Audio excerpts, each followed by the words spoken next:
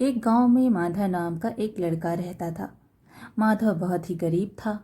उसका कोई परिवार नहीं था, वह अनाथ था। उसके पास संपत्ति के नाम पर केवल एक घर और एक गाय थी। माधव के पास खेतीबाड़ी करने के लिए कोई ज़मीन नहीं थी, इसलिए वह अपना गुजारा जंगल से लकड़ियां काट कर उन्हें बाजार में बेचकर करता था। इसी तरह से उसका गुजारा चल रहा था। लेकिन इतनी गरीबी होने के बावजूद भी माधव को परमात्मा से कोई शिकायत नहीं थी। माधव रोज सुबह जल्दी उठता, ओम नमः शिवाय का जाप करता, फिर उसके बाद वह अपने बाकी काम शुरू करता। माधव महादेव का बहुत बड़ा भक्त था। गरीब होने के बावजूद भी वह लोगों की मदद जरूर करता और जितना हो सकता उनकी सेवा भी करता। माधव रोज सुबह जल्दी उठकर जंगल में लकड़ियां काटने के लिए चला जाता और जो भी पैसे उसे लकड़ियों के काटने से मिलते उससे वो अपने घर का राशन ले आता। एक दिन माधव लकड़ियां काटने गया। उस दिन उसका काम जल्दी खत्म हो गया। वो लकड़ियों को बेचने के लिए बाजार की तरफ चल दिया। लेकिन उस दिन गर्मी बहुत ज्यादा थी, इसलिए माधव का गला प्यास के कारण सूख गया। उसने आसपास देखा, लेकिन उसे कोई नदी या तालाब नहीं दिखाई दिया जहां वह अपनी प्यास बुझा सके। थोड़ी दूर चलने के बाद माधव को एक झोपड़ी नजर आई। वो उस झोपड़ी को देखकर बहुत हैरान हुआ। वह सोचने लगा, इतने भयानक और घने जंगल में यह झोपड़ी किसकी है। फिर माधव ने सोचा कि शायद मुझे यहाँ से पीने के लिए पानी मिल जाए। यह सोचकर माधव झोपड़ी के पास गया। झोपड़ी के पास पहुंचकर माधव ने आवाज लगाई। माधव की आवाज सुनकर एक लड़की झोपड़ी से बाहर आई।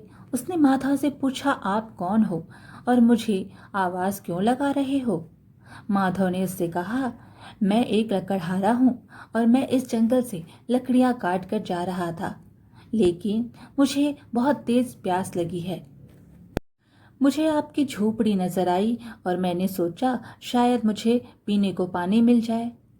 लड़की ने उससे कहा, आप रुको, मैं अभी आपके लिए पानी लेकर आती हूँ। यह कहकर वह लड़की अंदर गई और माधव के लिए पानी लेकर बाहर आई। माधव ने पानी पिया, जिससे उसकी प्यास बुझ गई। फिर उसने लड़की से पूछा, आप कौन हो और इस खतरनाक जंगल में क्यों रहती हो? लड़की ने कहा, मेरा नाम रुक्मणी है। मैं इस जंगल में अकेली रहती हूँ। पहले मेरे साथ मेरे दादाजी रहते थे, लेकिन कुछ दिनों पहले उनकी मृत्यु हो गई। माधव ने उसकी बात सुनकर कहा, और तुम्हारे माता पिता कहाँ हैं? रुक्मणी ने कहा, जब मैं छोटी थी तभी मेरे माता पिता की मृत्यु हो गई थी। तब से मैं अपने दादाजी के साथ ही रहती थी, मगर अब वह भी मुझे छोड़ गए। माधव ने उसकी बात सुनकर कहा, तुम्हें अकेले इस जंगल में डर नहीं लगता? रुक्मणी ने कहा, नहीं, मुझे डर नहीं लगता। मुझे अब इस जंगल की आदत हो गई है। यहाँ रहते हुए मेरा आधा जीवन कट गया है, बाकी बचा हुआ भी कट जाएगा। अब देखने लायक रह ही क्या गया है। माँ बाप बचपन में ही चले गए, अब दादाजी भी चले गए। माधव ने उसकी बात सुनकर कहा, मेरा जीवन भी तुम्हारे जैसा है। मेरा भी इस दुनिया में कोई नहीं है। मैं खुद गांव में अकेला रहता हूँ और लकड़ियां काट कर उन्हें बेचकर अपना गुजारा करता हूँ। रुक्मणी ने माधव की बात सुनकर कहा, मेरे पास केवल मेरे दादाजी ही थे। दादाजी को हमेशा मेरी शादी की चिंता सताती रहती थी। वह हमेशा ही यही सोचते थे कि मेरे जाने के बाद तुम्हारा क्या होगा, जिसके कारण उन्होंने एक दो जगह मेरी शादी के लिए बात भी की, लेकिन मेरी एक आंख ना होने के कारण कोई भी मुझसे शादी करने के लिए तैयार नहीं हुआ। इसी दुख के कारण दादाजी यह दुनिया छोड़ गए। रुक्मणी की बात सुनकर माधव के मन में आया। उसने रुक्मणी से कहा, मैं तुमसे एक बात करना चाहता हूँ, लेकिन वह बात करते हुए मुझे डर लग रहा है। रुक्मणी ने उसकी बात सुनकर कहा, ऐसी क्या बात है जो तुम इतना सोच रहे हो? तुम जो कुछ भी कहना चाहते हो साफ साफ बोलो। माधव ने हिम्मत करके कहा, क्या तुम मुझसे शादी करोगी? रुक्मणी ने एकदम चौंक कर पूछा, यह तुम क्या कह रहे हो? तब माधव बोला, तुम मुझे मना भी कर सकती हो। मैं सोच रहा था कि मेरा भी इस दुनिया में कोई नहीं है और तुम्हारा भी कोई नहीं है। हम दोनों ही इस दुनिया में अकेले हैं। परमात्मा के सिवाय हम दोनों का कोई नहीं है। हम दोनों साथ रहकर एक दूसरे के दुख बांट सकते हैं। हम एक दूसरे का सहारा बन सकते हैं। रुक्मणी ने उसकी बात सुनकर कहा, लेकिन तुम मुझसे ही शादी क्यों करना चाहते हो? मेरी तो एक आंख भी नहीं है और दूसरी आंख से भी मुझे कम दिखाई देता है। माधव ने कहा, मुझे इससे कोई फर्क नहीं पड़ता। तुम सिर्फ यह बताओ कि तुम मुझसे शादी करोगी कि नहीं। रुक्मणी ने थोड़ी देर सोचा और फिर शादी के लिए हाँ कर दी। उसके बाद माधव और रुक्मणी ने मंदिर में जाकर शादी कर ली। फिर उसके बाद माधव रुक्मणी को लेकर अपने घर आ गया। घर पहुंचकर माधव ने रुक्मणी से कहा, देखो यह मेरा छोटा सा घर है और यहाँ तुम्हारा स्वागत करने वाला कोई नहीं है, लेकिन तुम यह बात सोचकर दुखी मत होना और आज से यह बात याद रखना कि तुम ही इस घर की मालकिन हो और तुम्हें ही सब कुछ देखना है। माधव की शादी की बात पूरे गांव में फैल जाती है। खबर सुनते ही गांव वाले माधव के घर आते हैं और उसको आवाज लगाते हैं। माधव ने उनकी आवाज सुनकर रुक्मणी से कहा, लगता है इनको भी हमारी शादी की खबर लग गई है, इसलिए यह मिलने आए हैं। गांव वालों ने माधव से कहा, हम तो तुम्हें बहुत भोला भाला समझते थे, लेकिन तुम तो बहुत तेज निकली, अपनी शादी की खबर तक नहीं होने दी।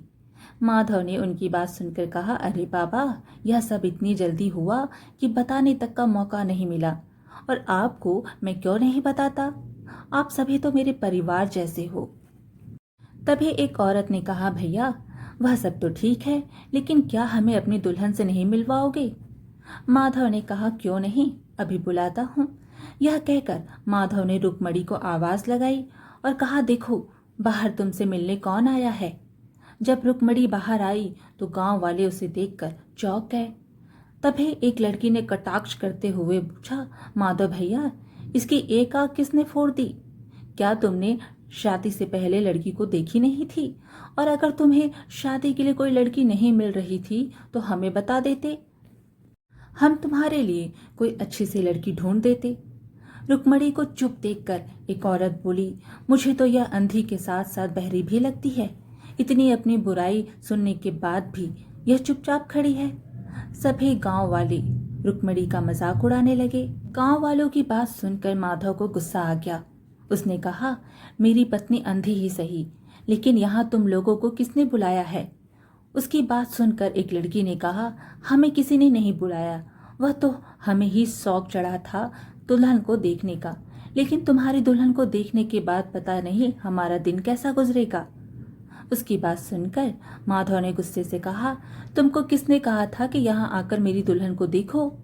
तुम सभी लोग यहाँ से चले जाओ, निकल जाओ मेरे घर से। सभी लोग माधव की दुल्हन का मजाक उड़ाते हुए वहां से चले गए। इतना कुछ होने के बाद भी रुक्मणी कुछ नहीं बोली। माधव उसका दर्द समझता था।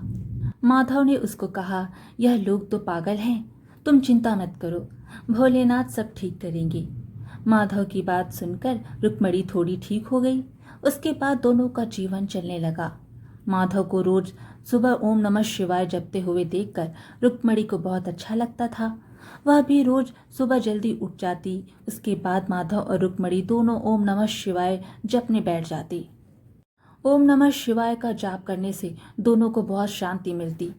इस तरह से उनका जीवन चलने लगा। एक दिन रुक्मणी ने माधव से कहा, तुम तैयार हो जाओ, तब तक मैं नदी से पानी लेकर आती हूँ। यह कहकर रुक्मणी पानी लेने चली गई।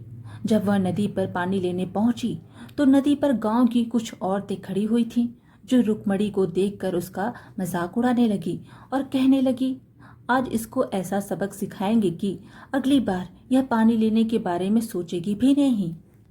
फिर सभी औरतें आपस में मिलकर उसके अंधेपन का मजाक उड़ाने लगीं, लेकिन रुक्मणी ने उनकी बातों का कोई जवाब नहीं दिया और चुपचाप खड़ी उनकी बातें सुनती रही। फिर जब बहुत देर हो गई तो उन औरतों ने रुक्मणी को पानी तक भरने नहीं दिया। रुक्मणी चुपचाप घर वापस चली आई। जब वह घर पहुंची तो माधव ने उसके खाली मटके को देखकर पूछा, तुम तो पानी भरने गई थी, फिर तुम्हारा मटका बिल्कुल खाली क्यों है? तुम पानी भरकर क्यों नहीं लाई? रुक्मणी कुछ बोले बिना घर के अंदर चली गई। माधव भी उसके पीछे पीछे घर के अंदर आ गया। फिर उसने रुक्मणी से पूछा, क्या हुआ?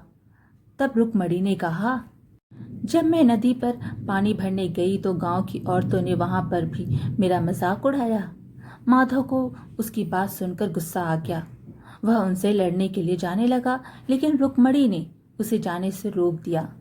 तब माधव ने कहा, मैंने तो तुमसे शादी इसलिए की थी कि तुम्हारा जीवन सुखी हो जाएगा, पर मुझे पता नहीं था कि गांव वाले इतने नीचे गिर जाएंगे जो किसी की मजबूरी ना समझते हुए उसका मजाक उड़ाएंगे। रुक्मणी ने उसकी बात सुनकर कहा, तुम क्यों परेशान होते हो? इसमें तुम्हारी क्या गलती है? गलती तो मेरे पिछले जन्म के कर्मों की है जो मुझे यह सब कुछ भोगना पड़ रहा है। माधव ने इसकी बात सुनकर कहा, तुम परेशान मत हो, भोलेनाथ सब ठीक करेंगे। उसके बाद माधव ने कुछ सोचा और फिर रुक्मणी से कहा, अब हम इस गांव में नहीं रहेंगे, हम इस गांव को छोड़ देंगे और शहर में जाकर रहेंगे। वहां मुझे कोई ना कोई काम तो मिल ही जाएगा। रुक्मणी ने उसकी बात सुनकर कहा, फिर यहाँ हमारे घर बार का क्या होगा और हमारी गाय का ख्याल कौन रखेगा? माधव ने कहा, तुम उसकी चिंता मत करो, पास वाले गांव में मेरा एक दोस्त है जो अपनी गाय को ले जाएगा। अब तुम ज्यादा मत सोचो, अपने पास जो थोड़ा बहुत सामान है उसको साथ ले लो, फिर हम यहाँ से चलते हैं। हम आज रात को ही यहाँ से चलेंगे। रात के समय माधव और रुक्मणी सिर पर पोटली रखकर गांव से बाहर जाने लगे। तभी अचानक से उन्हें सामने एक महात्मा जी बैठे हुए नजर आए। महात्मा के चेहरे पर बहुत तेज था। माधव और रुक्मणी ने उन्हें देखकर उनके चरणों में माथा टेका और उनके सामने हाथ जोड़कर बैठ गए। माधव ने पूछा, गुरुजी, आप कौन हैं और इस भयानक जंगल में क्या कर रहे हैं? महात्मा ने उनकी बात का कोई जवाब नहीं दिया और उनसे पूछा, तुम दोनों इतनी रात में कहाँ जा रहे हो? तब माधव ने महात्मा को सारी बात बताई। माधव की बात सुनकर महात्मा ने कहा, तुम अपने महादेव पर विश्वास रखो और एक दिन यहाँ मेरे पास रहो, महादेव सब ठीक करेंगे। माधव और रुक्मणी ने कुछ देर सोचा और फिर दोनों रुकने के लिए तैयार हो गए। जहाँ पर महात्मा बैठे हुए थे उनके पीछे ही महात्मा की झोपड़ी थी। महात्मा ने उन दोनों को वहां सोने के लिए कहा। तब माधव और रुक्मणी ने पूछा, लेकिन महात्मा जी, आप कहाँ सोएंगे? महात्मा ने जवाब दिया, तुम मेरी चिंता मत करो, तुम अंदर जाकर सो जाओ और सुबह नित्य करने के बाद मेरे पास आना। महात्मा का आदेश मानकर माधव और रुक्मणी अंदर सोने के लिए चले गए। सुबह 3 बजे माधव और रुक्मणी उठे और महादेव नाम जपने लगे। अपना नित्य पूरा करने के बाद दोनों महात्मा के पास बाहर आए। महात्मा बैठे उनका इंतजार कर रहे थे। दोनों ने महात्मा को प्रणाम किया। महात्मा ने रुक्मणी से कहा, बेटा, सामने जो नदी है तुम भोलेनाथ का नाम लेकर उसमें स्नान करके आओ। रुक्मणी महात्मा की बात मानकर नदी के पास चली गई और ओम नमः शिवाय जपती हुई नदी में उतर गई। जब उसने पानी में डुबकी लगाई और उसके बाद बाहर आई तो वह जोर जोर से माधव को आवाज देने लगी। माधव रुक्मणी की बात सुनकर दौड़कर उसके पास पहुंचा। रुक्मणी ने खुशी खुशी माधव से कहा, देखो, मेरी आंखों की रोशनी वापस आ गई है। माधव को उसकी बात पर विश्वास नहीं हुआ, लेकिन जब उसने ध्यान से देखा तो उसे विश्वास हो गया कि रुक्मणी ठीक कह रही है। लेकिन इस चमत्कार के बारे में माधव और रुक्मणी को कुछ समझ में नहीं आया। यह बात जानने के लिए दोनों वापस महात्मा के पास गए, लेकिन जब दोनों वापस पहुंचे तो वहां पर ना तो वे महात्मा थे और ना ही झोपड़ी। दोनों यह देखकर चकरा गए, लेकिन दोनों नाम जपने वाले थे, इसलिए वह समझ गए कि यह जो चमत्कार हुआ है वह सब महादेव का नाम जपने से हुआ है। माधव तो इस बात पर पहले ही बहुत विश्वास करता था, लेकिन अब रुक्मणी को भी महादेव के ऊपर पूरा विश्वास हो गया। उसके बाद माधव और रुक्मणी दोनों शहर चले गए। महादेव की कृपा से माधव को काम भी मिल गया।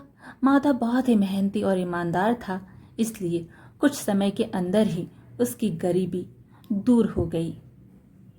आज की कहानी यहीं समाप्त हुई। वीडियो पसंद आए तो लाइक शेयर ज़रूर कीजिए और ऐसे ही अच्छी अच्छी कहानियाँ सुनने के लिए हमारे चैनल को सब्सक्राइब कर लीजिए। धन्यवाद।